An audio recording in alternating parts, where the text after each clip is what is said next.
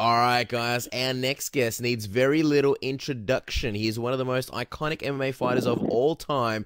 He is, if you want the stats, 3-time UFC heavyweight champion, 2-time UFC light heavyweight champion. He was even a light heavyweight interim champion, UFC Hall of Famer, none other than Randy Couture. Randy, welcome back to Submission Radio. How are you? I'm good. How are y'all doing down there? We're doing really well, really well. Now, Randy, it's a little bit weird doing another interview with you now that you're not on a mountain bike in the middle of the desert. Yes, it is a little strange. If I planned ahead, I could have made that happen again. Now, Randy, we had a chance to watch the first episode of Gym Rescue. We really enjoyed it. I actually got my girlfriend to watch it. She never watches anything. And you and Frank, you guys have a great dynamic on the show. How have you enjoyed working on this project, and what's the experience been like making this for you? Well, I think overall the experience was very good. I think there were parts of the process that were a little painful. I think these gyms and gym owners are kind of so screwed up that you almost got to get a little fired up to make them see what, the error in their ways. And that's not really my style in most cases. I think there's maybe 2 or 3 times in my entire life that I've raised my voice to somebody. So the process in parts was a little painful and a little uncomfortable for both Frank and I. Yeah, it seemed like, Frank definitely turned on his bad cop persona during the shooting. Were earplugs provided to stop you from losing your hearing with Frank constantly yelling at everything and everyone? My ears don't catch that much sound anyway, so I was good to go there. When you're shooting a show like Gym Rescue, there's so much work to be done. Did anything crazy happen behind the scenes while you guys were traveling from gym to gym around America and shooting the show? Not too crazy. I mean, it's always interesting being in a new place, staying in a hotel. But we worked, pretty long days. There wasn't a lot of free time. There was no trouble had by anybody, really. We just kind of figuring out the lay of the land, where are the good places to eat. Probably the craziest thing that happened is the raft. When we raft, we went to a tilted kilt, and Frank and I actually donned kilts, and that was probably the craziest thing that happened. We'll have to see that in the bonus DVD features. Randy, you're a cool, calm guy from everything that we've heard. I'd obviously said that, yelling and things like that's not your style, but were you a little bit surprised sometimes to see how, passionate, obviously, in the first episode you were? And was it hard for you to keep your cool sometimes when dealing with these gyms and seeing just how bad they were? Yeah, I mean, it was difficult at times to not get fired up. A couple things that happened that, things that were said, especially when you're considering that we're walking into these places, taking time away from our lives and our schedules to try and help these folks out. We kind of had to keep our eye on that prize because the first 3 days of the 5-day shoot process is basically tearing them down, picking them apart. And that wasn't always fun. And that was, sometimes I had to get a little amped up to make them see what we're trying to tell them. Now, did Frank learn his lesson? Is he going to call anyone else lazy throughout the season? Yeah, Frank has a very unique way of finding people's buttons sometimes, and he certainly hit a hot button with Craig, calling him lazy, and triggered a response. Maybe not the wisest response, but a response just the same. I think at the end of the day, sometimes you got to say what needs to be said, and I think that's all that Frank was doing. So, understood. Now, Randy, grappling is something that's your bread and butter, and last weekend, Metamoris got a lot of great publicity. At one point, when Chael was having a few issues with the commission, your name was brought up as a possible late replacement. How close did you come to participating at Metamoris? Well, I certainly considered it. Chael called me up. Obviously, Chael and I have been personal friends for a long, long time, and he thought I might be a viable candidate to step up if he decided to opt out because of the pressure of the commission in Nevada. But I had to be honest with him, and that's a very high caliber match. I have a lot of respect for his opponents. To take that on a week's notice, not having had any time to prepare, wouldn't have been the wisest of decisions to do that, as well as having all the press junkets and the premiere coming up last Monday anyway. There would have been no way to really pull that off and be effective.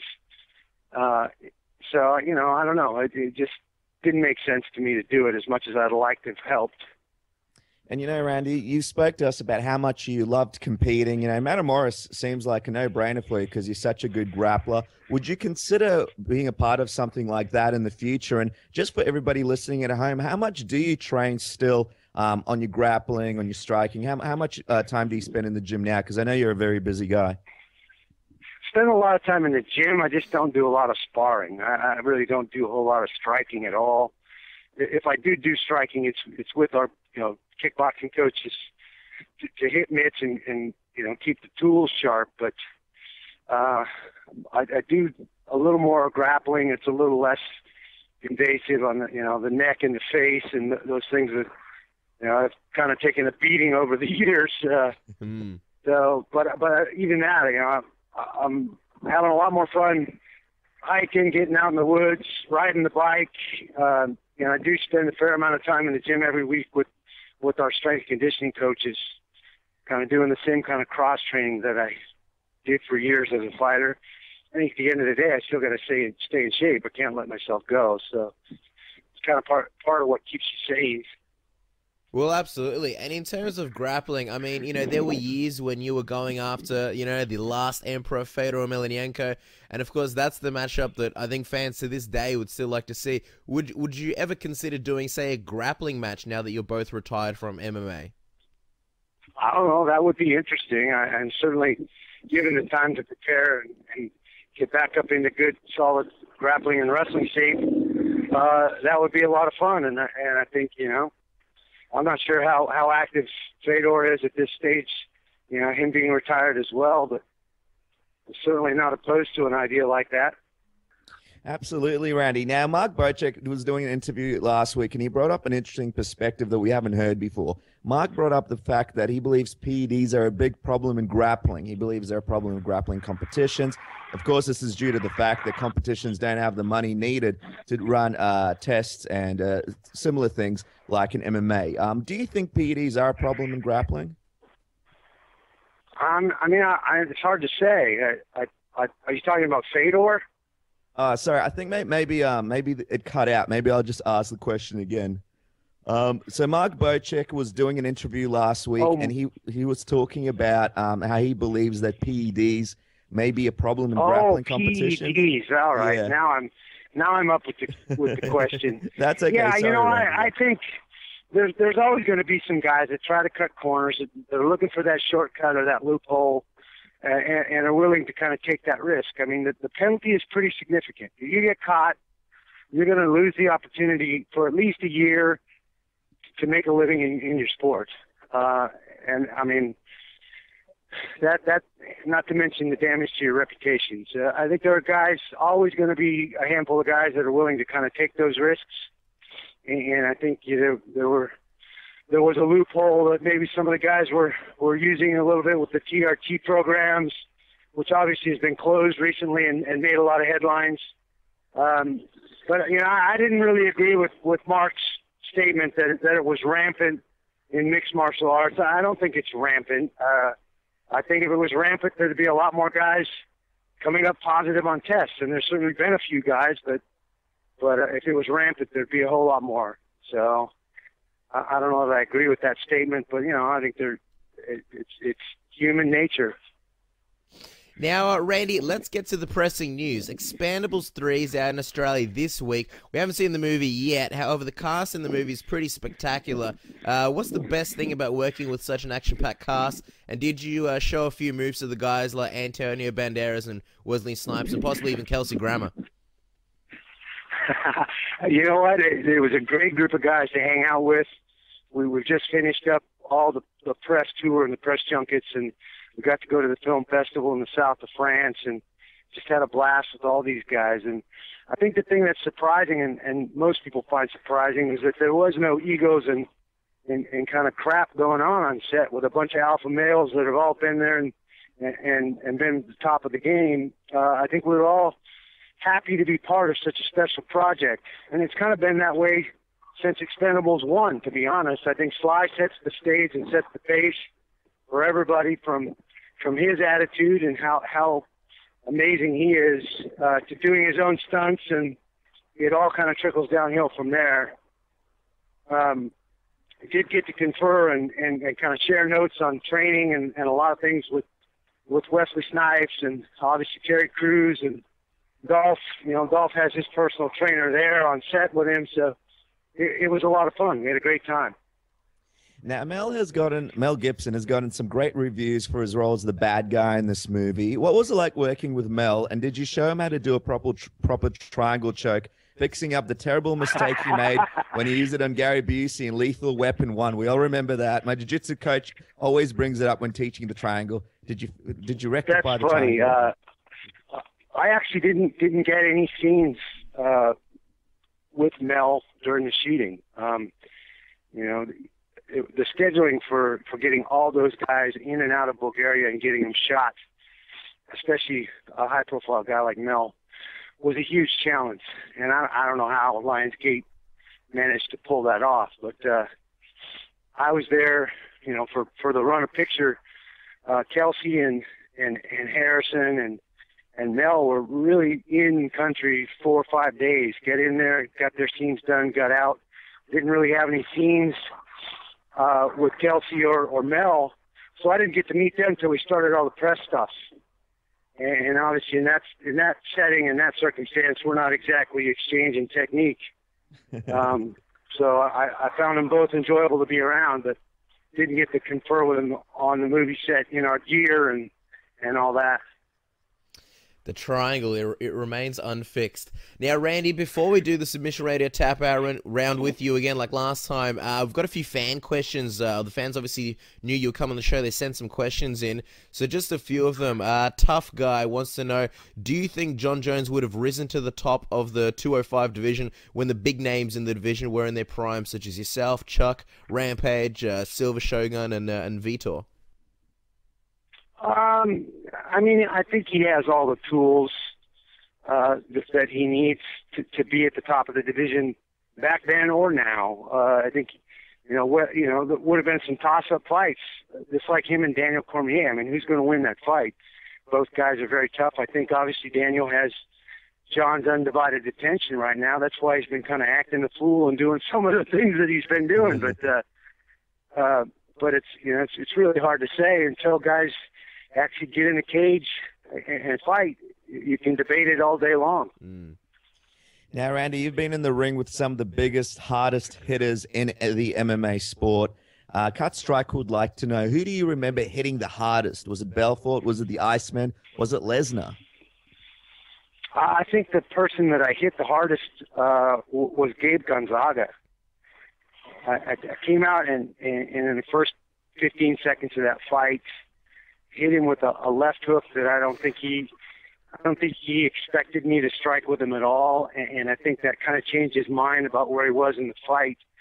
Obviously, I think the takedown was really the game changer in the grand scheme of the fight, but I think that first shot that I caught him with backed him up to the fence and put us in that clinch game that I like so much.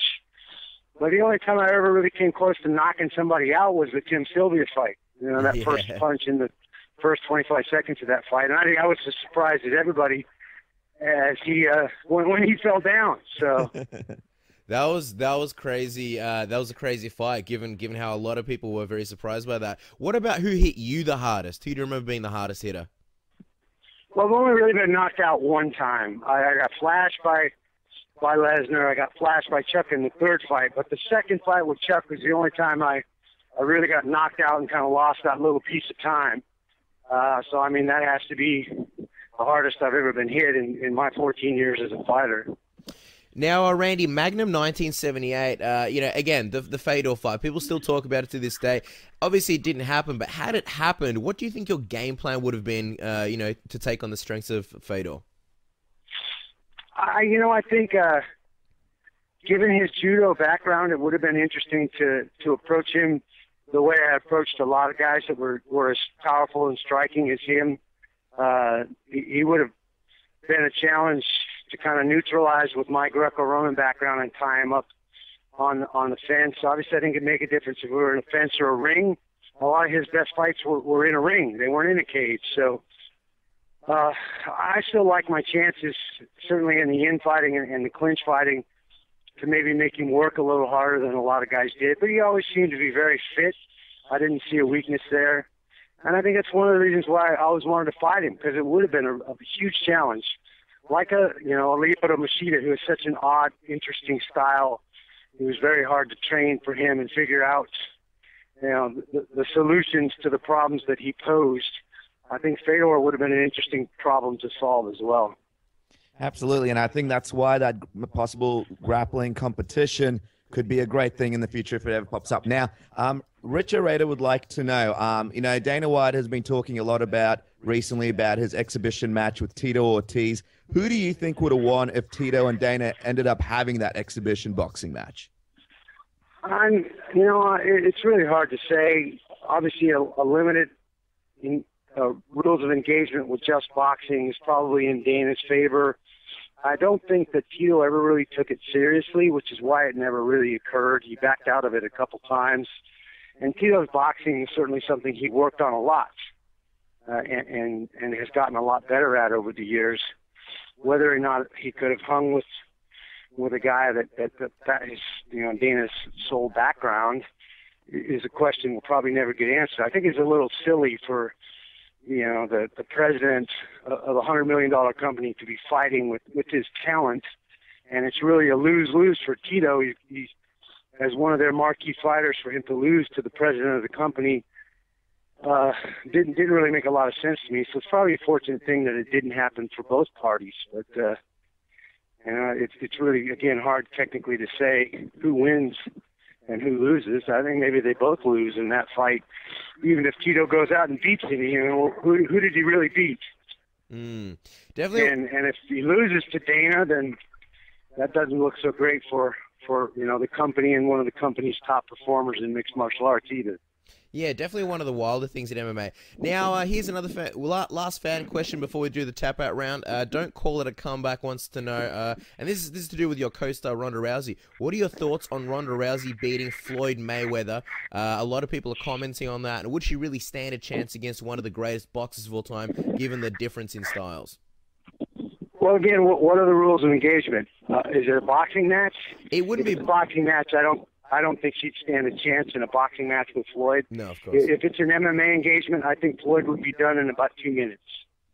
Interesting. All right, Randy, now we're going to do the tap-out round where we fire off a bunch of questions. It's like word association, and you basically tell us the first thing that comes to your mind. You ready?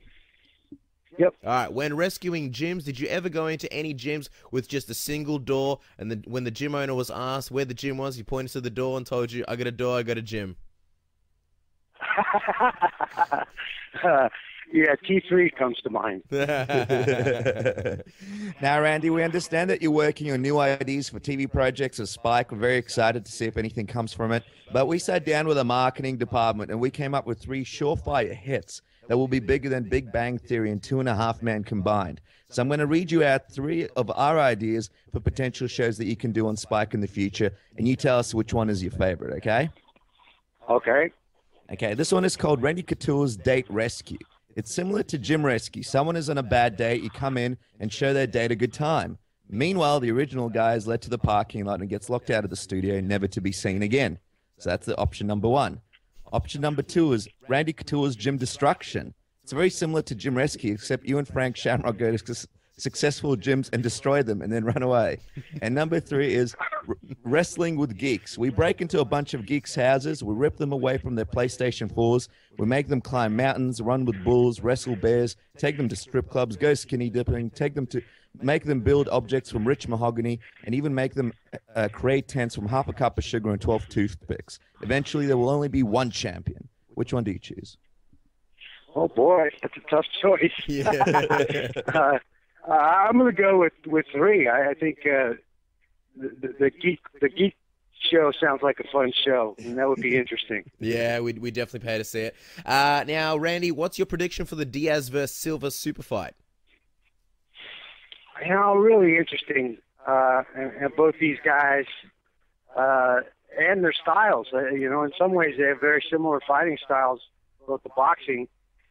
Be interesting to see what kind of game plan that Diaz comes up with and how he approaches, how he approaches a guy like Sylvia. Still some questions with Sylvia's first fight back after the leg injury, and how is he going to hold up, and really how much desire is there for him to continue to fight and grind out camps and get into top-level fights. So, they both may just stand there and kind of taunt each other and nobody will throw a punch, too. It could be that kind of fight, but hopefully they get after it. And I kind of like Diaz in that fight. Ooh, it will be very interesting. Now, Randy, what do you think about Scott Coker taking over Bellator? Do you think it's going to be a positive turnaround for the company? Absolutely. I think Scott's already made some changes in just 1 month. Obviously, my son just signed a contract with them, a 4-fight deal. And I get a look at the contract, and the changes that Scott's already made to the fighter contracts is pretty significant. And loosening those contracts and really trying to establish a better rapport with the fighters, not being in a position to be suing fighters and legal actions with fighters, but building a partnership, helping them get endorsements and really kind of build the brand. I think you're going to see a considerable rebranding of Bellator with Scott's tutelage. He's been one of those guys over the years that I've met in the fight game that I have a ton of respect for. He's a handshake type of guy. He says he's going to do something for you, he's going to do it. There'll be no hemming and hawing or bullcrap about it. So I'm very excited about Scott getting involved there, and I'm also excited that Ryan's going to be getting a chance to get back in the cage and fight. Absolutely. Now, Randy, what's the most difficult thing about being an actor? There's some similarities to acting and fighting. It's a 12-week or more process to make a good movie, and it's generally around the time frame that you're in camp for a fight. So it's kind of a grind. It's a long process. You have to be diligent, be prepared, be in the moment. All those things from fighting translate to acting. I think there's a physicality about acting as well. It's maybe not quite as rough physically as training camp in a fight, but there's certainly a mental toughness when you're working 12, 14 hours a day, 6 days a week, trying to grind out the film all for that one night to get to see it come together in the premiere. So there's some tremendous similarities between acting and fighting. Wow, well put. Now, what music does a real man listen to while working out? Yeah, I'm a huge country and western fan. So I mean that's generally what you'll be hearing in my iPod and my earbuds, which may be a little different than what most fighters listen to. But I'm for me it's always about relaxing, getting the most out of myself physically by being able to relax and go out and train and do what I need to do. So I like country. No one's going to argue with you, Randy, because it seems like it's worked out for you. Now, Expendables 4, we're hearing rumors that it's coming out. Now, obviously, the movie would need a bad guy. So one last game, Randy. Our marketing department decided to come up with some suggestions as to who could play the main lead role for the bad guy in the upcoming movie. Now, we would like an official acknowledgement in the credits if any of our suggestions were implemented. Number one would be Jerry Seinfeld. The movie starts and ends with Jerry doing stand-up similar to his show. Charlie Sheen, he wouldn't need to act much for a lot of the scenes. Steven Seagal, and he would bring his band with him, killing people by playing his album Songs from the Crystal Cave on repeat. Tom Cruise. Tom Cruise, think about it. Only if I get to kill Steven Seagal at the end of the movie. Well, I mean, I think it'd be a smash blockbuster hit. Bigger than Arnold Schwarzenegger's Jingle All the Way. Tom Cruise, think about it. Tom Cruise, enough said. Or the pig from Babe in the City. The pig has a mean streak a mile long. Which of those would you choose, Randy? I think we could fit some prosthetic, teeth on that pig. It would be amazing. Their tusks, put some giant tusks on there, he would be ridiculous. Oh man, I mean the pig's only shown its good side, so I feel like there's a mean streak, like Casper said, a mile long that it could show off in the movie. Guys, you can follow Mr. Couture on Twitter at Randy_Couture. His movie Expendables 3 is out in Australia now, nationwide, and you got to check out his new show Gym Rescue. I'm telling you, if you're not an MMA fan, you're gonna love it, and if you are an MMA fan, you're gonna love it even more. The natural Randy Couture. Thank you so much for coming on Submission Radio. You bet, guys. Thanks for having me on.